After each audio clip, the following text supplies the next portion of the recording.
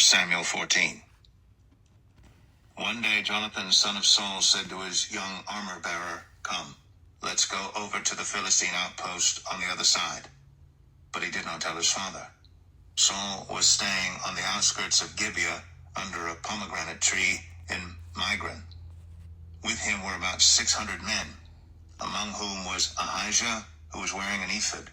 He was a son of Ichabod's brother Ahitub, son of Phinehas, the son of Eli, the Lord's priest in Shiloh. No one was aware that Jonathan had left.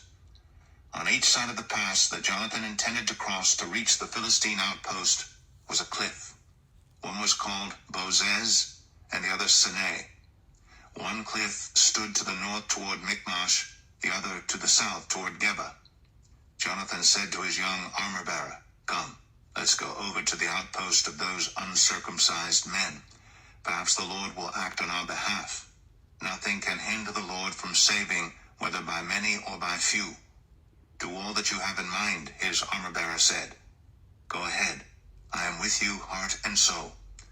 Jonathan said, "Come on then. We will cross over toward them and let them see us. If they say to us, 'Wait there until we come to you,' we will stay where we are and not go up to them. But if they say, 'Come up to us,' we will climb up, because that will be our sign that the Lord has given them into our hands." So both of them showed themselves to the Philistine outpost. "Look," said the Philistines, "the Hebrews are crawling out of the holes they were hiding in." The men of the outpost shouted to Jonathan and his armor-bearer, "Come up to us, and we will teach you a lesson." So Jonathan said to his armor-bearer, "Climb up after me. The Lord has given them into the hand of Israel." Jonathan climbed up, using his hands and feet, with his armor-bearer right behind him. The Philistines fell before Jonathan, and his armor-bearer followed and killed behind him. In that first attack, Jonathan and his armor-bearer killed some 20 men in an area of about half an acre. Then panic struck the whole army, those in the camp and field, and those in the outposts and raiding parties, and the ground shook. It was a panic sent by God. Saul's lookouts at Gibeah in Benjamin saw the army melting away in all directions. Then Saul said to the men who were with him, "Muster the forces and see who has left us." When they did, it was Jonathan and his armor-bearer who were not there. Saul said to Ahijah, "Bring the ark of God." At that time, it was with the Israelites.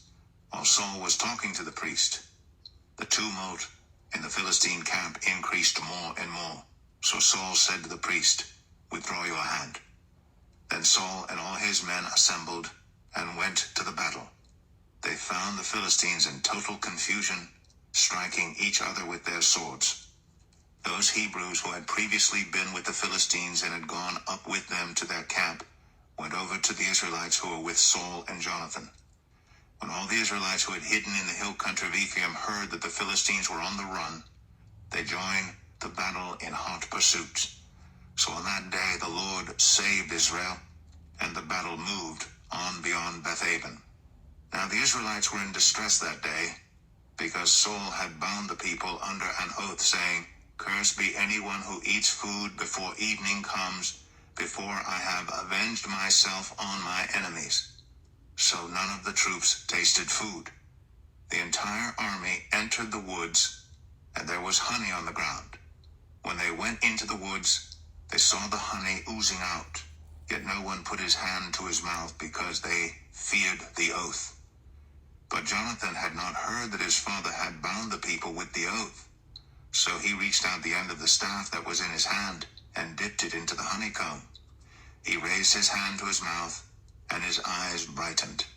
Then one of the soldiers told him, "Your father bound the army under a strict oath, saying, 'Cursed be anyone who eats food today.' That is why the men are faint." Jonathan said, "My father has made trouble for the country. See how my eyes brightened when I tasted a little of this honey? How much better it would have been if the men had eaten today some of the plunder they took from their enemies. Would not the slaughter of the Philistines have been even greater?" That day, after the Israelites had struck down the Philistines from Michmash to Aijalon, they were exhausted, They pounced on the plunder, and taking sheep, cattle, and calves, they butchered them on the ground and ate them together with the blood. Then someone said to Saul, "Look, the men are sinning against the Lord by eating meat that has blood in it." "You have broken faith," he said. "Roll a large stone over here at once." Then he said, "Go out among the men and tell them, each of you bring me your cattle and sheep and slaughter them here and eat them. Do not sin against the Lord by eating meat with blood still in it." So everyone brought his ox that night and slaughtered it there. Then Saul built an altar to the Lord. It was the first time he had done this. Saul said, "Let us go down and pursue the Philistines by night and plunder them till dawn, and let us not leave one of them alive." "Do whatever seems best to you," they replied. But the priest said, "Let us inquire of God here."